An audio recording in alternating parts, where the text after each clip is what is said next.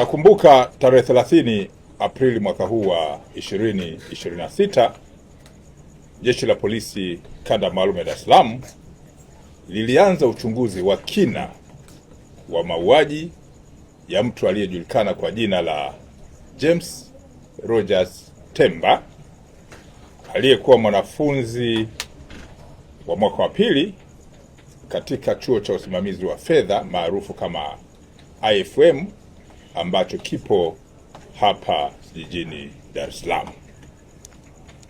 Na kama mnakumbuka, polisi Dar es Salaam ilitoa taarifa yake kwa umma tarehe 3 mwezi Mei mwaka huu wa 2026. Napenda tena kuwajulisha kuwa baada ya upelelezi wa kina, na nikisema upelelezi wa kina ninamaanisha upelelezi wa kitaalamu ambao unahusisha pia mamlaka zingine za kisayansi. Kwa baada ya upelelezi wa kina kufanyika, sehemu ya kichwa kilichokosekana katika kiwiliwili cha mwili wa James Rogers Temba kimepatikana huko eneo la Kitunda Kibeberu katika wilaya ya Ilala jijini Dar es Salaam. Sehemu ya kichwa hiki kimekutwa kikiwa kimefukiwa ardhini na waliotekeleza uhalifu ule. Jumla ya watuhumiwa 5 wanashikiliwa, akiwemo mtu mwingine ukiacha wale ambao niliwapa taarifa zake tarehe 3 mwezi wa 5 mwaka huu. Leo tarehe 13 ameongezeka mtuhumiwa mwingine ambaye amefahamika kwa jina la Saidi Ali au maarufu kama Side. Huyu ni Mzigua mwenye umri wa miaka 31 ambaye ni mganga wa kienyeji ambaye anakaa eneo hilo la Kibeberu, Kitunda, Ilala hapa jijini Dar es Salaam. Taratibu za kisheria zinakamilishwa ili mamlaka zingine za kisheria ziweze kuendelea na hatua zingine. Polisi Kanda Maalum ya Dar es Salaam.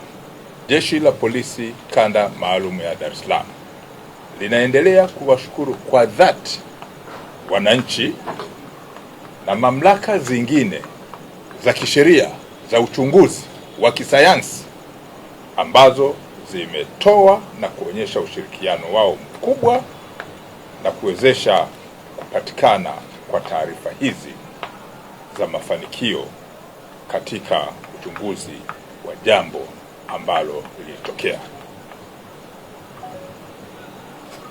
Aidha, Jeshi la Polisi Kanda Maalum ya Dar es Salaam linatoa wito kwa wananchi kuendelea kuwa watulivu na kujenga tabia ya kuviachia vyombo vyenye mamlaka ya kisheria ya kutekeleza majukumu haya ya kiuchunguzi na ya kitaalamu, hasa pale pindi linapotokea tukio au tatizo,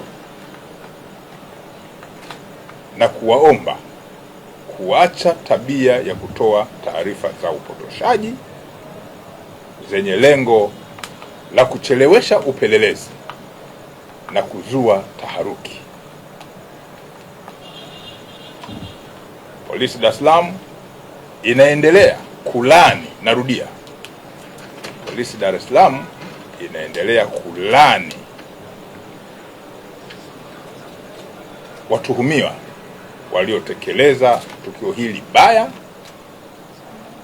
na la kusikitisha, na litaendelea kufuatilia kwa karibu shauri hili na mengine ili kuona haki inatendeka dhidi ya watuhumiwa waliotenda tukio hili kubwa na baya kama nilivyolieleza.